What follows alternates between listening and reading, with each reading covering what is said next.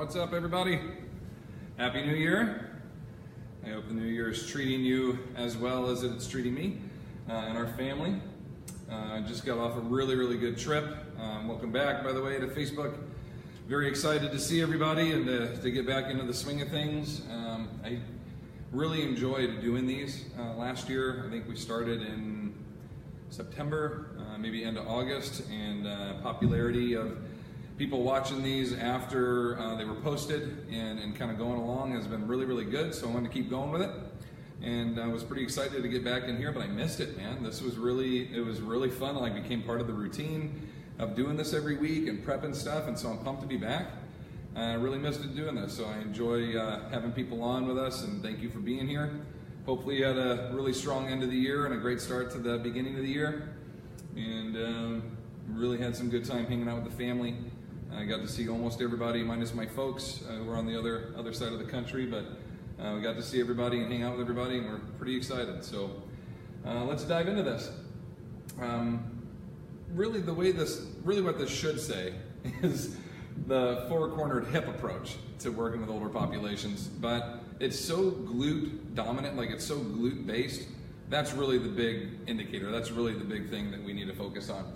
So when we kind of work our way through this, there really isn't like an anterior aspect to the glute of training and a posterior, but look a bit more as the hip, and so I'll kind of portray that to you as we go here, go along a little bit. This is really exciting. I wanted to share this with everybody. So last year, I think in November, we did like an 8-hour seminar on training the older adult, and we got a pretty good following of people that bought it and then were able to kind of join us live, but then that were able to participate in it a couple of weeks after. We were able to send it out to them, and we really liked that idea of being able to have like a continued education opportunity for everybody, but you don't have to either come here to Sacramento or exactly be on live with us at that moment.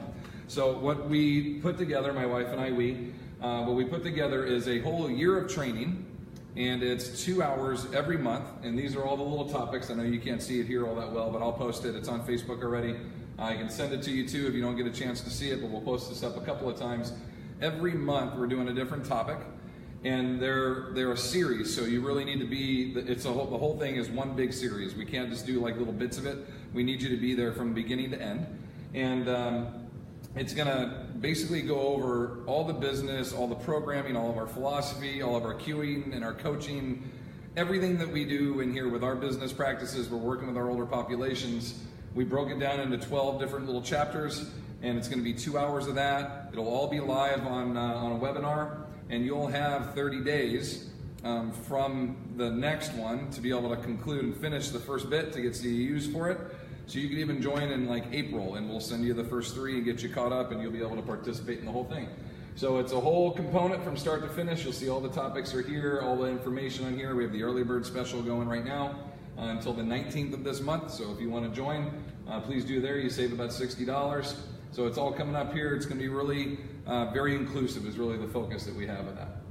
So included in that is all of this. You've seen, if you've been on with us here for a couple of these, you really see our blueprints and how much of this, the detail and the direction of all of our programming that's included in here. So we're going to get into all these little bits. We're going to spend 2 hours on each one, go through all of our coaches, our coaching cueing points, all that, all our progressions, our basic exercises, all this. I know it's not the best to see at this angle, but it gives you a pretty good idea of what we're putting through. So that's basically everything that's going to be included in there, including our observation, our movement prep, and kind of that's our version of an assessment technique. That's kind of what we're putting together for everybody in the future moving forward, and how you can use it in your business or hopefully inspire your philosophy to mold into that a little bit. I get the question a lot where people say, hey, I saw your philosophy and what you do. How can I implement that here? That's a great compliment, number one. But what I'm hoping it'll do is give you an idea of like what a philosophy should look like, and to merge what you currently do and what your philosophy is. Maybe just organize it a little bit and then put it down by putting it onto paper, put that into practice, into regular common practice, rather than just kind of like, oh, today we're doing legs and tomorrow we're gonna, we want to be a little more efficient with all that. And so from the detailed trickle down all the way down to a point of like, are we getting enough glute training? That's really what today's talk is about, is diving into this aspect. How important is glute training? If you follow Brett Contreras and a lot of the other professionals in our industry that really make huge emphasis on this. Brett's kind of like the godfather of the whole program and the hip thrust and so on. All the research that he does and so forth really has brought so much light to this. It definitely helped me a lot with both my hip replacements and the research to do that and to help me rebuild. But when we look at this, we see such an important component for training the older populations, not just with the glute, but really in the hip itself. And so we have a four-corner approach, and I'm going to ask you to kind of visualize four walls of a house or of a room as the hip, and with the anterior aspect being the hip flexors and the posterior being the glutes and so on. So we're going to kind of chop into that, and I'll give you some good examples of each one and how we go about it. But with these older populations, this is like the biggest fear. This is from my daughter's Christmas present that she got. And I loved it that it was like an old guy in a wheelchair. And obviously you can interchange it and move it around a little bit, but I really thought this was something that we could look at, where the next one, I don't know if it was his wife or whatnot, but she's in like a jogging suit, and it was really kind of portraying. This is like one of the biggest fears that our clients have, is they don't want to be immobile. And that comes from, you know, also with falling and not being able to participate in the day-to-days, but being immobile or being stuck with a chair or a cane or a walker, having experienced all of those at different points with all my hip surgeries and so on, you know, not great for building confidence, not great for making you feel like you're making progress necessarily, but an important component or important tool to use. And I'm hoping that it's just that, a tool to help them get back to whatever they need to be in, okay, body positions and so on. So this is a big emphasis. And then just really being stiff and sore. Our other trainer, John, got me this card for my birthday present. With the inside saying happy 51st birthday. I'm 37, by the way, but kind of an old man. And I embrace it, I love it. But it says, you know, everybody's doing yoga and this is the Tin Man, and he says, you know, this is BS, which I really, you know, thought was pretty funny. But that's a lot of our clients. We see them come in here and just the basic idea of floor mobilities, getting down onto the ground, getting up. You can see it's a thought process. How am I going to do this? How are my hips going to feel when I go through this whole process? How do I do it correctly? Is anything going to hurt? Am I going to strain something? You see all this happen and kind of go where they're looking in the room like, where can I set up where I can hold on to something? Like, these are genuine concerns that our clients have. So if we can look at strength of the four corners of the hip, with the glute being kind of the bigger neglected muscle group of the whole thing, if I could put an emphasis on that. But also just mobility, structural sound, making sure they are feeling capable in their hips. I kind of feel like a really good example I like to use is that the lumbar is like a Rubik's Cube. And when you first get your Rubik's Cube, it's really, really hard to move it. It's stiff and it's hard to turn. And eventually, the more you mess with it, the more you kind of play with it and you drop it a few times, it gets really loose. And then like 10 years down the road, you're turning it and bits are just falling out and it's breaking apart. I kind of feel like that's our lumbar and our hips. Like, the more we mess with it and do things incorrectly, the looser it gets, the more capable it gets of falling apart and breaking and hurting. And so we want, in my opinion, I want my lumbar to be very structurally sound and tight and put together, and same with my hips. But then on the other side of this, I want them to be mobile and capable of moving in all these directions well, but strong, right? So you don't have somebody that slips into the splits and they dislocate their hip or break their femur. Rather, they're just really sore or they pull a muscle. Those kind of components are really the focus of this whole thing as we kind of come around. So we talked about the four corners of the house, the four walls of the house. And this first one is kind of that anterior aspect. So you'll see a couple examples of this. And we're not training necessarily the hip flexors. We're definitely emphasizing, you know, the quad and the hamstring and the glute, the primary movers to help us do the movements. But what I'm really emphasizing is, can we put our clients in positions where they're not having to static or dynamic stretch to try to increase their mobility? Can we do it through movement? So Carol up top up here had a hip replacement, and she's working on just some assisted, you'll see a couple other videos of her in a few minutes, where we started her with suspended straps. We have resistant bands we suspend from pull-up bars above, so we can deload her. Let's say she's 120 pounds and I put on a 20-pound band, she can now lunge in place with about 20 pounds less pressure on her. And we can go all the way down to 140-pound bands, I think we have. So at one point, you can get weight to the point where people are literally like floating, right? They're able to move and kind of manipulate their body in a sense where they're training the range of motion, but not necessarily the load that they would normally do with just body weight, let alone adding weight that they want to put into this. So Carol's doing this position. We've taken her and progressed her from the point of being off those suspension bands all the way down to now we're trying to do this with body weight. But as she comes down, she can use her arms and kind of progress from there. But at the very bottom, when she touches her knee down, you notice she straightens up, and she's really working on her pelvic position to where she feels a hip flexor stretch at the bottom of this. If you're a trainer, strength coach, physical therapist, you've probably seen a billion times the picture of the hip and the pelvic tilt and the wheel, and it's got the arrows that are showing, and you pull. Okay, it really very much, it's a very good example of how the hip and all this works. So if we're going to emphasize the anterior aspect of the hip being strong and mobile, we know that that hip flexor, on 99% of the people, if not more, are going to be either overdeveloped, tight, or both. So those are areas that we want to address for the front aspect of our house, or the front wall of our house. It's more about mobility and flexibility in the anterior aspect than it is about developing a lot of strength or even hypertrophy in this area, okay? Because it's really addressed a lot through our daily training. So you can see the same thing here at the bottom. One of my favorite drills to do, especially with our older pops, we get them down on this knee pad and make sure that their knee is comfortable contacting the ground. There are practices out there, I don't want to bash on anybody too much, but there are practices out there where you count a lunge by contacting your kneecap on the floor. And I cannot, like hard, not just like, oh, I touched it accidentally, like boom, 1, next knee, boom, 2. To me, that's negligent as a professional. It's pretty stupid to have people do that. Especially, I mean, if you have rubber flooring, one, but they might be outside or on a basketball court or something. We're talking about individuals, if they're untrained, with brittle bones and with soft joints and positions. This is not a smart thing to do. So please, it's important enough for me to tell you about it, to break from this train of thought to discuss this. Knee comfort and knee position at the bottom here is extremely important, okay? Anytime we're kneeling on the floor, I'm a big fan of having this toe tucked or dorsiflexed underneath. With the kneecap itself, it'll float.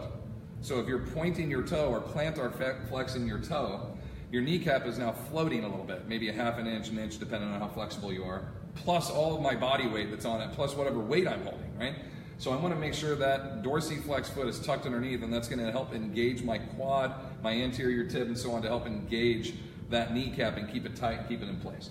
So now we have those basic mechanics addressed down here. Client will try, this is difficult, especially with the knee pad there, try to bring their legs straight through, like they're stepping over a hurdle that's right underneath them. Bring it up and over and place their knee on the floor, and then they're going to try to bring their ankle to their butt and bring their knee and foot forward and place it in front of them. Most cases, we call it egg beatering, where the leg will go around the outside. It'll like egg beat around, because it's really hard to, in a slacked position, it's actively insufficient. If you're kines grad, you'll know that term well. The muscle basically that's used to being stretched tight and ready to contract is on slack. So there's not a lot of potential for it to contract well. So it's really hard to get that knee to come through straight. Instead, we recruit from somewhere else. We'll pull into the TFL or over to the side of the glute to help bring the leg out first, and then engage it to bring it up, okay? So these are positions. You see Susan on this side. When we first started, she swung it way out there. These are improvements. Again, the clients, like, we're not going to get them and they're perfect and then we can video it and put it on Facebook. All of our clients are actively improving and trying to get better at this. So the idea of bringing the leg up and over in the hurdle, bringing it up to the chest and forward. You see some balance components here, right? These are things we want to work on, to try to work on mobility of the hip, releasing, increasing some flexibility to the anterior aspect of the hip, but also just working coordination and balance and a bunch of other good things. Now, when we do this, I'm a ham sandwich, well, really I'm a turkey sandwich fan. I like a bunch of good stuff in one little compartment. I want to be able to say, like, in this one movement, I accomplished all of these things. And when we can look at something like this, by adding load, by working coordination and some balance and some strength gain and some flexibility, I'm getting a bunch of really good components. So we don't actually have to have, like, today's glute component for flexibility is, we just want to take some of these aspects and start merging them into everything that we do with an emphasis on it, so we can start getting better here, okay? Here's Carol, that other one I was telling you about. See, she's got some suspended bands. She's got a 60-pound band here that she's working with. This is the waitered position at the chin. She can also brace it down to a hip position or a waist height position. We call it the shopping cart position. Their hands about waist height. And then you can also go down, hands in the pockets, where your hands are all the way down at your side.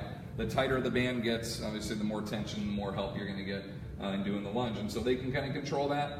For any balance issues, we see gait problems with clients that have had hip, back, or knee issues. They're very, very cautious about hurting themselves, especially post-op. I was one of them, where the steps are really, really small, and they're very concerned about getting beyond what they feel is safe, which isn't even normal yet, but beyond that.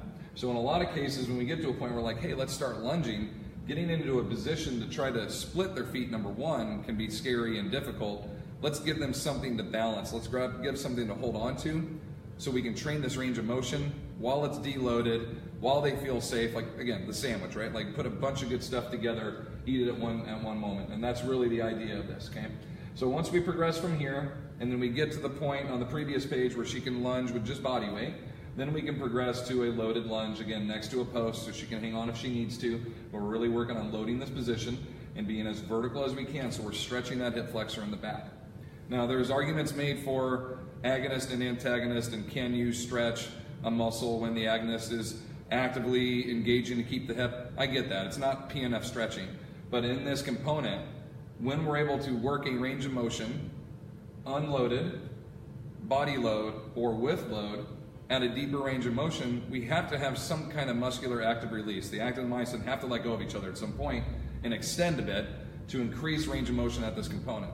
So in my mind, I'm working increased mobility and flexibility while working and training this component without having to have a stretching time. We can put this right into the programming, right? So that's really the emphasis here, what we want to have and the things we want to work on. All right, next part. We've worked anterior, we've talked about that. We're gonna work on toward our medial, or the rotation into the socket. And some of the terminology I'm gonna use in examples, again, remember I'm trying to relay a good example for the analogy buffs out there. This isn't exactly like that, I get it. But I want you to kind of get the idea of when we say the medial aspect, I'm not saying just train your adductors, okay? Because there aren't any glutes on the inside. In the hip, we're looking at adductors on contracting end. But we're also focused on mobility and stability. So with the adductors, the sumo stance position is a great way to address that. Being elongated, and so you'll see Ellen here doing a sumo squat into a step up. So again, we're kind of marrying things, we're sandwiching them together and putting a couple of good components. You see Gary doing this as well. And as they squat down, you notice, number one, the quality difference in my video. I don't know if you can see that on here. Compared to the previous page, that was an old video, and this is I got the new iPhone, not the X, but the 8. And this is the first time I've really noticed like how much better that looks. I was using old videos from a couple months ago. Really cool. Anyway, sorry. Really happy with that. So the sumo stance, if you look at the socket when it sits in acetabulum, when your body is at body load only, the socket will sit there. And I feel this, if any of you have had a hip replacement or you hear someone talk about it that has, there's something called slippage. And I know it's the funniest term. Doctors like, you're experiencing slippage.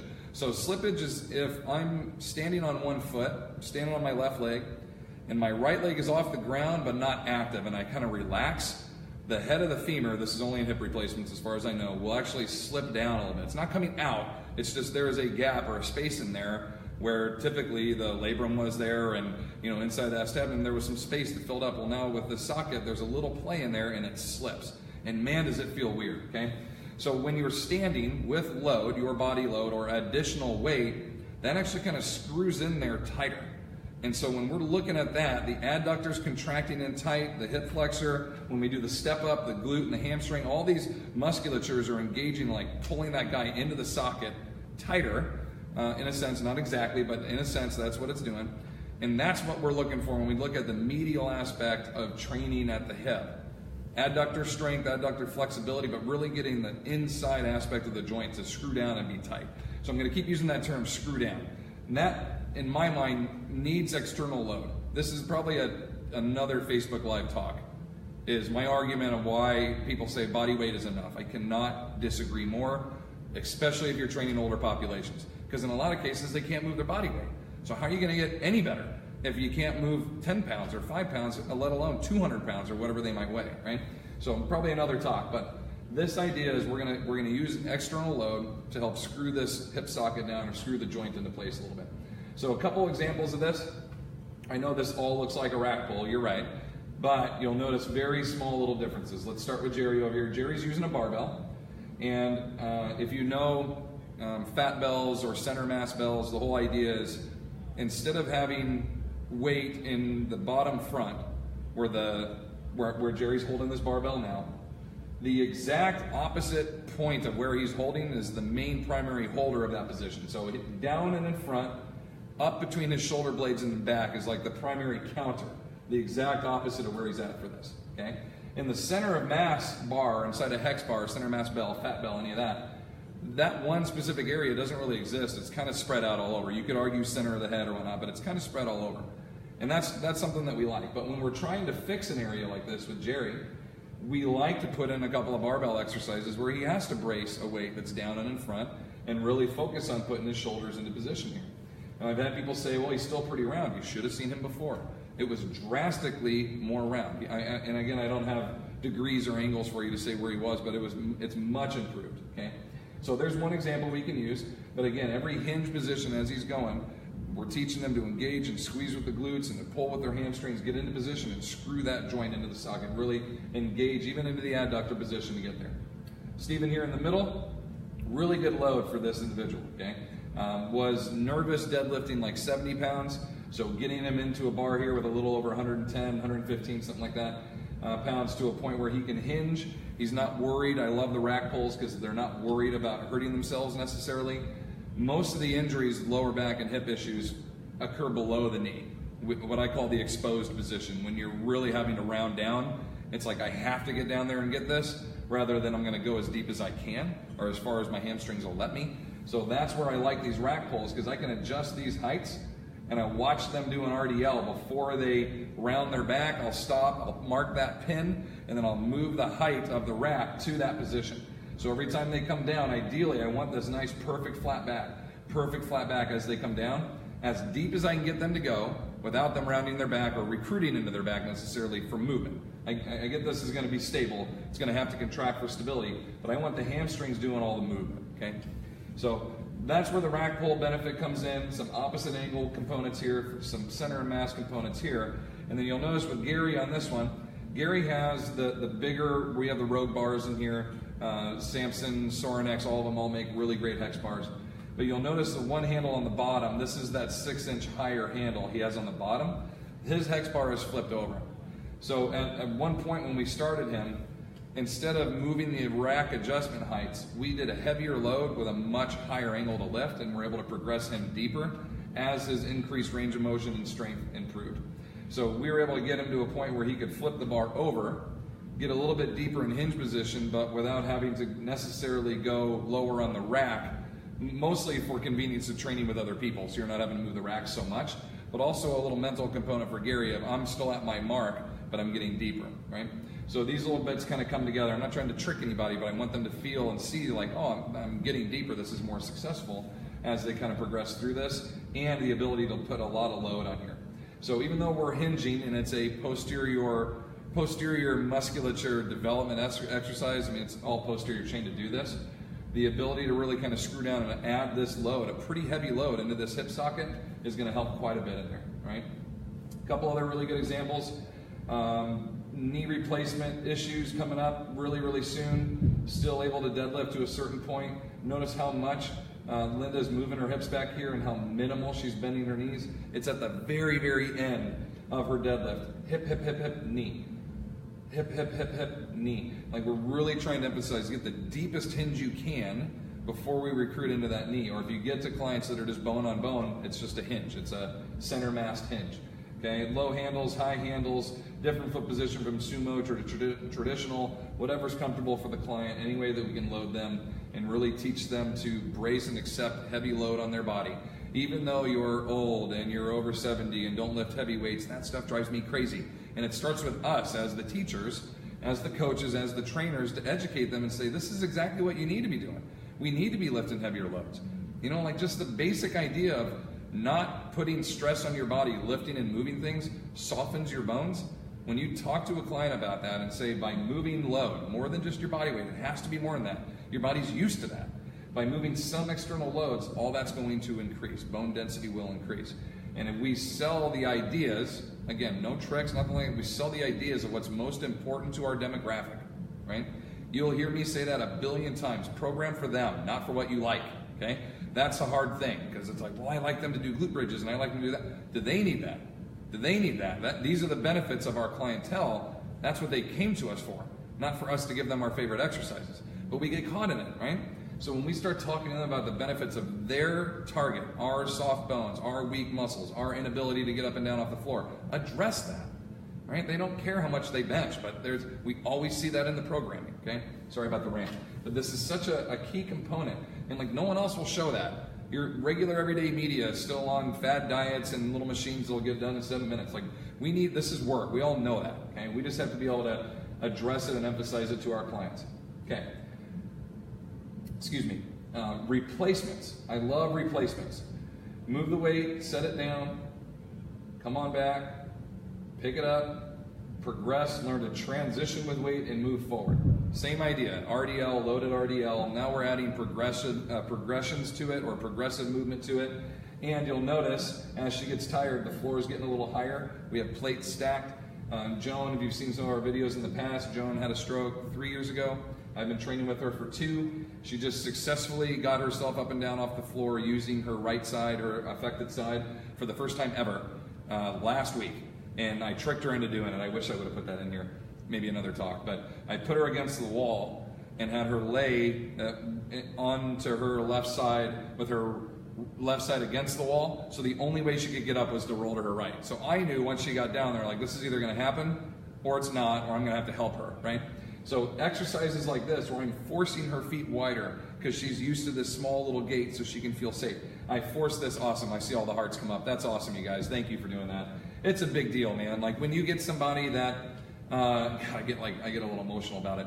When you get people that their life has been affected by something that has happened to them or that they've gone through, and you help them fix that, that's so much better than an increased vertical jump or something. I mean, I know all that stuff's important, but this is so different when you help someone. And I wish I would have put it, maybe I'll clip it up here before we go. Okay, to see like the look on her face, she sits up and she looks at me like, did I just do that? And I'm looking at her like, hey, come on up, because we got more to do, because she still wasn't up. She just went to the seated position. And then when we got done, I'm like, you realize what you just did, right? And I could see her eyes were a little red, like the moment had happened. And that to me is just the coolest thing ever. That's what I'm here for. So anyway, another sidebar, maybe another talk.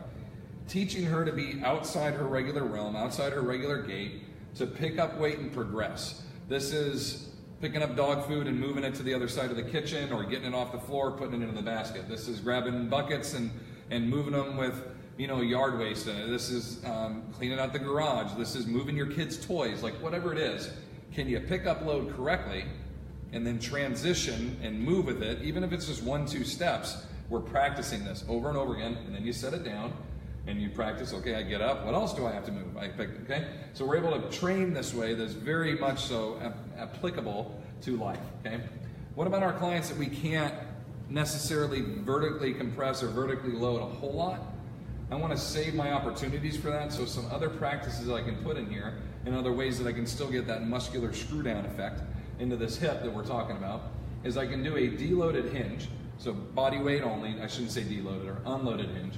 And then at the top, a progressive load where she has to engage her core tight enough to brace and pull this band in. And we know the band's getting tighter as she rows it.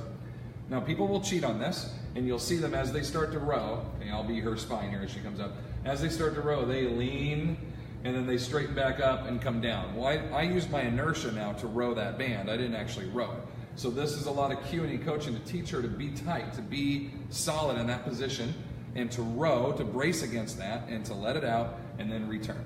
Okay, or else we'll just lean against it and just try to do like water. We'll do whatever the path is to get there, the least resistance.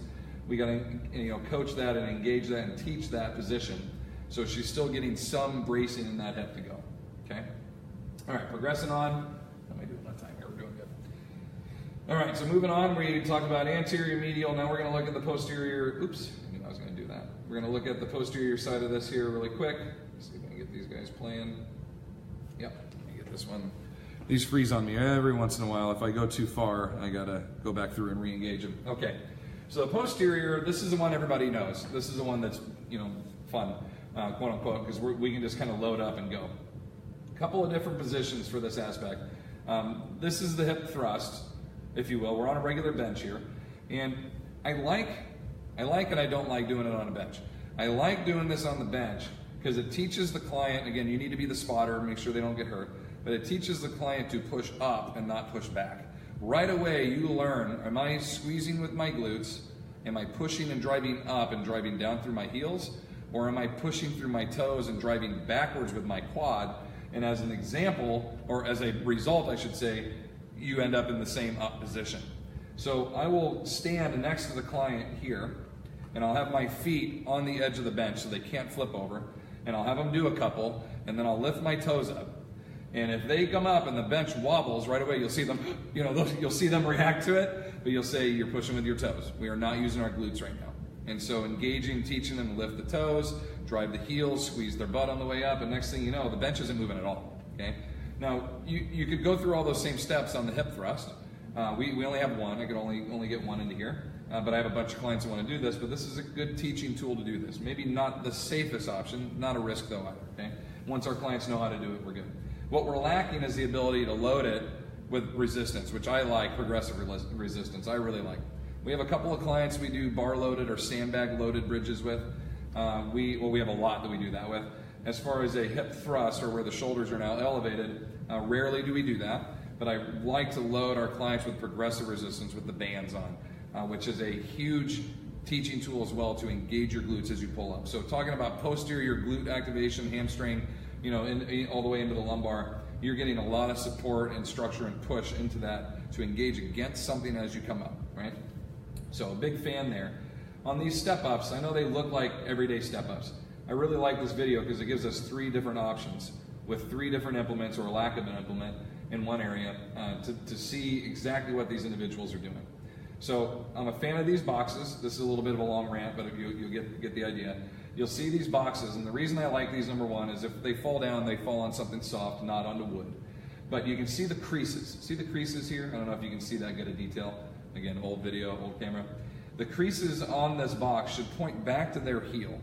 And we tell the client this, so when they're bracing, like pushing down with their heel, all the creases point back to their heel. So I know they're driving with their heel. We use the cue, crush the can. Like my buddy next door, his dad was huge on recycling in the 80s, and which wasn't really big back then. And so we would set up all these soda cans, and we would walk around on our heels and just crush all the soda cans. And so the same aspect of this is when you would come up, like drive that heel down like you're trying to crush the box or squish the box. And as a result, we should see the creases go to the right spot. This is very glute dominant. As opposed to maybe jumping off the back leg a little bit or pushing on the front toe is very quad dominant, okay? So we're not accomplishing the posterior side or the back wall of the house in this position unless we're coaching and cueing it correctly and getting them to engage that musculature, okay? So they're driving the heel down. In Susan's case, Susan has 2 even loaded sand balls. So the implements can be closer to her. They're about 12 pounds each. She's able to switch.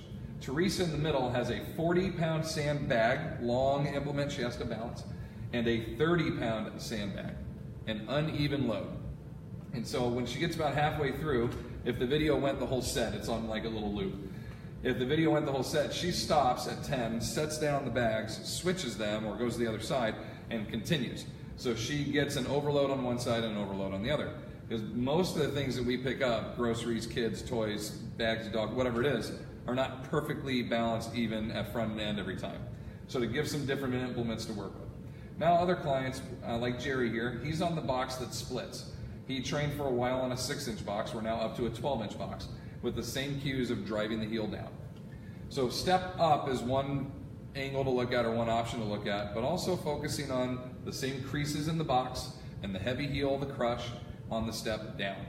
And in our programming, we'll write step ups on one day and step downs on the next day because we're trying to sell the emphasis of where this movement is. Are we focusing on eccentrics or are we trying to lift heavier load on the concentrics? So these are just different components you can work in, but either way, it's the same heel drive, glute dominant, driving force to work on hip extension of the leg, okay? So, yeah, that's right, hip extension, yeah, that's right, okay. The next one, you'll see the next one I'm gonna talk about. I wanna make sure I'm getting my cues right because this population and anybody with a hip back or a knee issue, we don't get a whole lot of hip or glute extension, okay? And that's something we're gonna have to work on. All right, so next one here, a couple other examples we have. one of the questions I get a lot, how do you get your older populations to the floor if they can't get there? We don't, we bring the floor up to them. That's another great use for these boxes. So we'll stack two 24-inch boxes or two 12-inch boxes or 18-inch, however you need to do it. Stack them side by side, let the client sit on it because it's about the height of a chair. They can lay onto their side, get into a glute position and bridge. We can still load from that position. We can adjust the heights as they get more capable, getting down and up, and we can practice eventually working down to the floor to where they get down to, let's say, a 6 or a 12-inch box, and then progress to the floor from there, or they just use the box for a hand brace when they get down there. Here's our hip thrust with the band. All the other bands, we have a whole wall mounted to them, a whole bunch of them back there for clients to use. And then up to a point where the feet are now suspended. Linda's doing a great job with these, where she has to stabilize her feet and not allow her feet or her knees to wobble away, because in all these other examples, the floor is set. They don't have to stabilize or engage their feet into position. This is very difficult to not let your legs just drift away or slide away. And another pretty simple way to quad dominate if you start to point your toes here, okay? All right, so here's what I was talking about. And I didn't have a great example. And again, the video of me isn't perfect. I wish I had more mobility or a client that could do this, but this is really what we're trying to look at. Lower back, hip, knee issues. Are we ever truly getting to a point of leg extension or getting the leg to fully extend behind them? And the way that I look at this is anybody, when we're walking around through the day, our natural gait when we're walking is pretty much like 70% anterior. Not a lot of people extend their leg behind them, okay, when they walk. When we run, different story. If you're running, you saw my post earlier, I'm like, I often get accused of not liking running. And they say, oh, you hate running, so of course you wouldn't support it. I don't hate running, I hate running poorly. It really bothers me to see people running badly, because it's just like deadlifting badly or doing anything else badly, right? I want them to do it well. So when I watch people run, I'm looking for extension in the hip. I'm looking to see them get their feet and their leg and their thigh, everything past zero, past inverted or a vertical position, getting past that, and be able to drive with their glute and not just push with their quads and flex with their hips. And so we don't really see that in a client with a hip, back, or knee issue where we can work on running techniques with them. Now, with some sleds and some prowlers, you have options of things you can lean on. You can work on that a little bit. But a couple of the ones we've really addressed, we call this raise the roof, or just a big glute extension.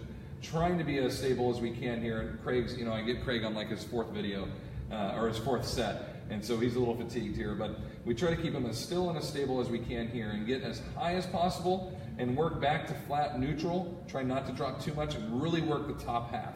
If you want to call it upper glute, like really at the top of this range of motion to squeeze in there, okay? Now another way we address this, and this is something that I did with post-hip surgery, especially on my hip that dislocated. If you don't know my story, I had a hip replacement right. 5 months later, I had a hip replacement on my left leg, and 2 days later, it dislocated on me, and I had to go back in and have another surgery and have it kind of reset and put back together. So this left hip was really, really loose, and the way that I could work on extension was, this is one of those little 2-inch, we call them butt pads, the little airdyne pads, okay? And my other foot is on the floor. So I have one leg that is now elevated 2 inches higher. And the emphasis with this is I don't want my hips even, or even the lower half of my torso even at the top of this. There should be, if both legs are extending evenly, there should be 2 inches extra extension on this leg. And getting to that point, we're not talking about hyperextension or to a position with the hip that's going to expose it. We're talking about truly getting the body to a position where my glute can contract and push down hard enough to where I'm not just stopping right at 90 degrees. I get to like 90, or at 180 degrees, I get to like 184 or 185, like just a little bit extra to push into this. And as the body starts to get better at this, I got a decent angle of it here, but if you were to swing around and look straight at me, at the top of the bridge, there's one little, like just a little bit higher on one side. And so I can do 12 on this leg and 12 on the other leg and emphasize each of these glutes working into this. Again, I'm a big fan of working each joint independently because our body will compensate when we do them at the same time. So if I can drive this one leg, work on the other one, drive this other leg, and then add another pad. And at some point, somewhere in here, I'm going to get to the point where I cannot glute extend any further. I'm using that term, but you know what I mean, hip extension. I can't get to a point where I'm now, the only way for me to get higher is to compensate with my back or to brace and push with my shoulders, somehow to be able to get myself up to finish the rep. So we need to be able to grade this and cue it. And again, I haven't done research. I don't have anything to say this works great. This is something other than my personal experience. This is something that I've done and I've implemented with probably 5 or 6 of my clients that have, they're on like a waiting list to get their knee replaced. Like they're in that dire of position where we can still work on this little bit extra bit that stabilizes the hip, keeps them strong, and now if they're ever put into that position, they have strength to be able to recognize it. Like we talked about, a client will fall because their center of mass got beyond their ability to brace a leg or a foot or whatever they needed to stop, and they've never been there before, they don't know the feeling, they don't know what it means to anticipate and do that, so they fall down. So I want people to be able to recognize and like get to that position just in case, number one, but just for general structure of the joint of the hip being sound and working well, okay? So little things that we can work on in there that can really address that. Some other ways that we can look at it. This is just, we call it a push-up pull pointer or a push-up pull bird dog, same idea. Push-up position, contralateral, knee to elbow, touch as you go into here and to be able to hold and then switch them. But we can get to a point with here, you see Judith on this side, getting beyond straight. She gets a little bit extra glute extension up at the top up here, or hip extension, excuse me, to get up to this position where we get a little, there she goes. You see it getting a little higher up here in the back. Okay, so we can work on those while working balance, while working coordination, you know, strength, core strength and shoulder strength, stability, hand placements, all of this in one, okay?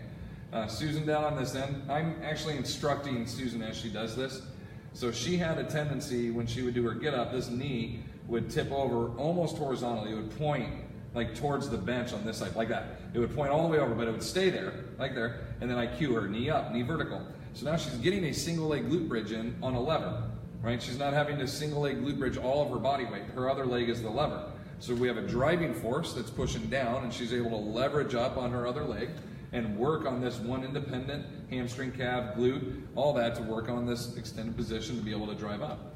And so this side, I use this video on purpose because she does it pretty well. The other side, not so great. I should have put it down here as a second one to show you how we have different sides. If I were to show you my knees, I have a much bigger callus on my right knee because I get up and down off the floor on that knee every single time.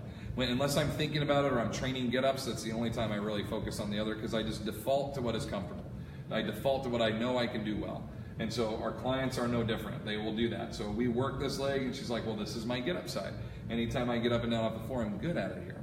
When we go to the other side, not so great, not so coordinated, not so strong, not so able yet, but that's something that we want to work on. As each of those get to be independently strong and capable, and eventually the weaker one kind of catches up, now we can progress both of those to a load and to a full get-up and so on. But we're working, overall structure of that hip has gradually increased and greatly improved her ability to be stable with any of the movements that we're doing, okay? And then these are just some extra examples. I love the hip thrust is mobile. You don't have to screw it to the floor. We can wheel it around. You saw it was in our back room one day. We put it over here every once in a while. Just wherever we need it, we bring out all the little bands, all the different positions that we can work into. Okay, and then another client on this side, Jerry, working on driving straight up. Okay? So we have a lot of options that we can have in there. Now the other side of this, the last side, this is the one that's probably neglected the most, I would say, just because it's hard to reach, it's hard to train. And unless you're a speed skater, a distance, or a actual track runner like 800 and down sprinters, even in long distance runners, we don't see a whole lot of TFL or lateral, medial glute, maximal glute. You don't see a whole lot of abductor development. I can't really think of any other sport where they would have that. I remember looking, one of our teachers showed us like the most defined, when I was in college, the most defined TFL I'd ever seen. And it was this, you know, this tiny little kind of rectangular, like triangular looking little muscle. And I'm like, what is that sticking out of there? And it turned out she was a high jumper. And when you high jump, you run in and you break at this angle and you drive off your block leg and you go up to one side. And so from driving on this curve over and over again, driving a curve, and then speed skaters, when they go around the turn, they're pushing hard on the outside leg, so they're actually doing like a lateral lunge or a lateral push off. And those individuals were able to develop those pretty well. Outside of that, we don't really move laterally a whole lot at all through our day. So yes, we do the bands, we'll do lateral bands, we do that often, we have monster walks, some of the other ones we do. But how can we put in some additional lateral movements? We call these just old school Jane Fonda's, either loaded, unloaded, excuse me, or loaded down here with a band, and work in different angles where we put them at. When we are down at the ankle, that really long lever that we're pulling on, we use really, really light bands, like super light, yellows and greens if you're a Perform Better purchaser, which we love their new XL bands, by the way. I'm not big on plugging stuff. I'm just telling you what we use and why we use it. We specifically select those because they're longer and it's easier for our clients to get them on. I don't know a lot of other businesses that offer that product. So also some lateral stepping components, and then a very big lateral stepping component, massive coordination here. And Steve was a football player, he's a left tackle, UC Davis, and he has bear crawled probably miles in his lifetime in his career of wrestling, or of football. But to be able to get him into a position here where he has to bear crawl laterally, that took brain power. That took some time for him to say, how am I going to coordinate this? How am I going to do this? So, it is a conditioning component. It's something we're working on with him, but we're still able to work sides of the body, different angles of the body to push on, especially with all these knee issues you see going on here. And now Steve, this is going to be Steve's year to hopefully get these knees better, but we still need to do as much as we can to keep this part of him really well. So when the knees are fixed and better, he's great. He's golden, right? So these are the things that we're trying to address here as we come along, being creative along the way while we do it, but really trying to address lateral strength. Now, some other options we have.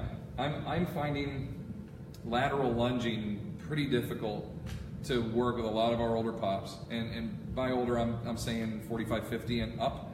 But to be able to move on this plane without them compensating their back a lot, we work a lot of body weight stuff laterally. We're progressing through that now.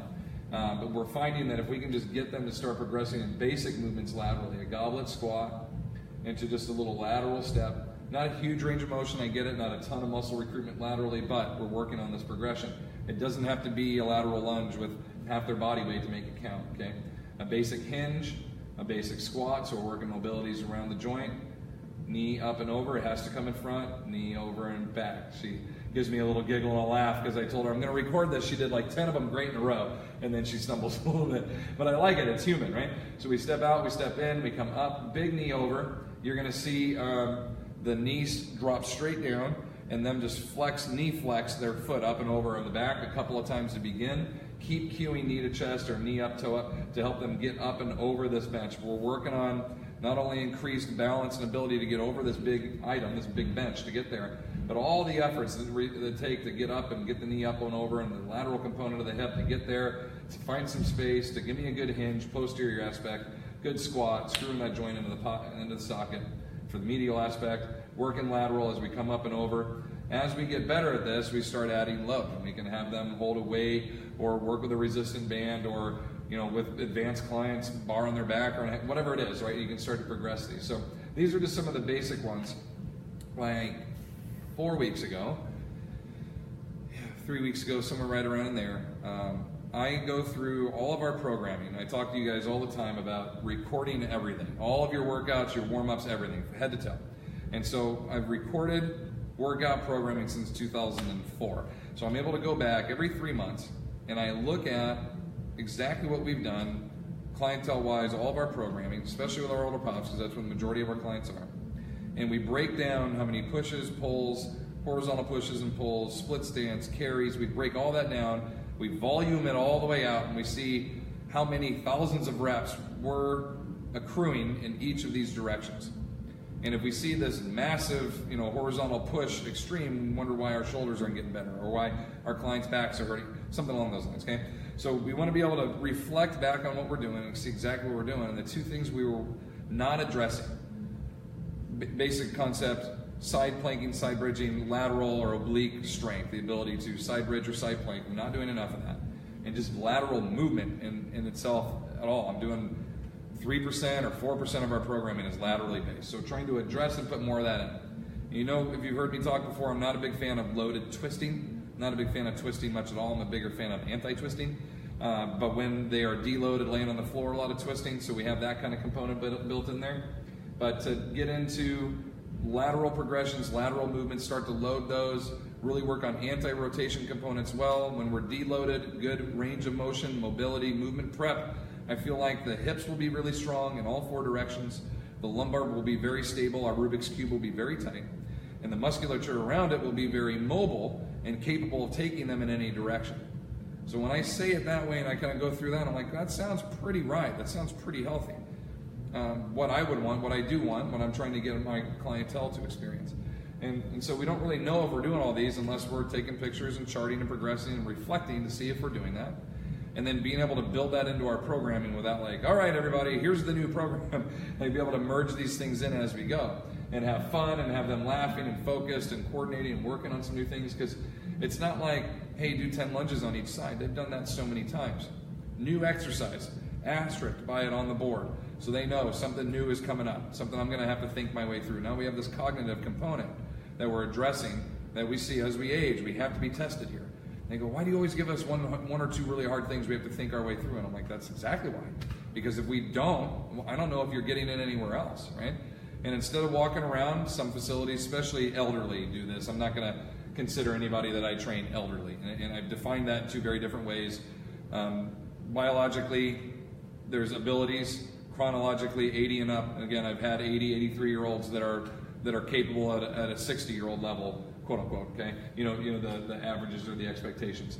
But to be able to take individuals in this little bracket and have them move and achieve and be capable of doing a lot of these things without their threat or their concern of hurting themselves. These are primary goals that we have, but we don't think about the cognitive component to it. So there's great research showing that with especially the elder populations, they'll do math or they'll do test recalls while they're training, while they're in the process of, influxed endorphins and their blood's pumping and the oxygen's going, and they should be thinking really well right now. So while we're doing that, let's ask some questions. Let's get them thinking even more. Well, instead of getting to that point, maybe we will someday, I want to be able to challenge them mentally to think about 3-step components, 4-step components, progressions where they have to get up and down, complexes where they're marrying 1 or 2 or 3 movements together and they have to think their way through that. Do a lunge, reverse right leg, lunge, reverse left leg. Do an Arnold press, set them on the floor, walk to the other side, that's 1. And in their head, they're like, well, that was 4 things, right? Well, now we have to think through that complex again, and they can progress through those. It doesn't always have to be 3 sets of 8, right? We can adjust that and make that how we want to. And I hope, this is always my reminder of putting this up here, I hope that for anything that I'm trying to share with you, that I want to teach you how to do it and inspire you to put it into your practice on a regular program, I hope that I always come through as giving you the reason why. I know I'm long-winded, I know that. And that's why I try to pick like one little topic that I know is going to take me an hour to go through it, even though my intention was like 40 minutes, this will be great. I know I get rolling on this, but I always want to give you the why. And there's so much power in that when you work with people, especially older populations. They want to know why I'm so nitpicky, why I want things done a certain way. Some of them call it bossy. And number one, I'm like, well, that's what you hired me for, is to make sure you're doing all this stuff right. But there's always a reason why. One day, a traditional squat versus a sumo squat. Why? When I have them put their knee up, flex position, why? Using this weight versus that weight, why? Why do I want you always turning left on this direction and always turning right? You know what I mean? These little things, as professionals, from peer to peer, I always want to be able to answer why, but for clientele too. Think about it with what you do in your day and your life. If someone asked you or told you to do something, and anytime you question why, you didn't get the answer, how important is it to you now at that point? Like you don't find a whole lot of it, and like, oh, I just have to clean up my room at the end of every day. Well, if you know that mom's going to come walking through here holding the baby at midnight and doesn't want to step on your Legos, oh, well, that makes sense. Now my daughter knows why. Does that make sense? Like we want to be able to, though maybe not the best example, it's good for our household. We want our clients to be able to understand why we're having them do certain things. And I have clients say, hey, I was getting my snow boots on this weekend and I made sure I was in a hinge position and I didn't bend over because I could hear your voice in my head saying, don't bend over to pick up your shoes. And when they're working in the yard, they're like, I went to the knee in my one position and my tripod and I made sure I was supported and you would have been so proud of me. I heard your voice. That's what I'm hoping for. So every little bit of what they're doing, they know the why, and now we're applying it outside of this weight room. That's our job. We are teaching movement, not just before and afters, not just pain reduction. Those things are all huge to this, but it's application to life. That's the why. And so I hope you always get that from me. If you ever have questions, email me, instant message me. If you're on Facebook, please follow up. And if you want the PDFs from today, I'm happy to send you that. Just a little reminder of our event, if you weren't here with us when we started, this is our year of webinar. It's one big webinar. It's 24 hours of webinar that we're breaking into 2 hours every month. And it's a progressive series. You need to be, and we are actually not selling them independently. We're selling the entire thing as a package. But even if you start in April, we give you the first 3 months and you get caught up. So you get all of it. And it's the progression of our entire business model, how we work with older pops, how we program, how the business runs, everything all the way across. You'll see all the topics on here. We just released it yesterday. We have an early bird special going to January 19th, when the 20th is our first day, our first session. So if you or someone you're interested in or whatnot, you want to get into this, we would love to have you. We think it's really inclusive. And again, always giving you the reasons why we're doing all this and how you can apply it. Not with the intention of just handing you something and saying, go do this, but to inspire you to create and implement it into your philosophy, into the way that you do things. I want to teach you how to do that, or inspire you hopefully to do that, and to be able to grow your business is something you can really be proud of, and that continues to be, you know, lucrative and supportive and progressive are really the ones I always like to hit on. I don't want this to be a part-time job for you. I want this to be your career path. And we have to organize things in very certain ways and be progressive with this to make sure it all works. So those are all the things we're going to try to teach you in there, give you all the tools that we can. Again, all my info is here. Messages, comments, questions, PDFs. This video will be posted later if you want to share it with anybody on YouTube. Check out my other ones on YouTube when you get a chance. It's just my name, just YouTube search my name. I almost said Google me, but you'll find it on there. And anything else that comes up, you have anything specific you'd like me to speak on in the future, if I get enough responses and stuff like that, I put it together, as was this one. I had a lot of people asking about all of our bridging variations. And I said, well, actually, it's the four-corner approach. Hopefully, I gave you a pretty good snapshot at that. And thank you very much for joining us for an hour packed full of good stuff. I hope you liked it. Happy New Year. And we will see you in 2 weeks. You will notice we're doing every other Monday. Going into this year, I'm going to be able to spread things out a little bit and have a little bit more detailed talk with these as we go. So I'll see you 2 weeks from today. And thank you again for being here. Happy New Year. Thank you.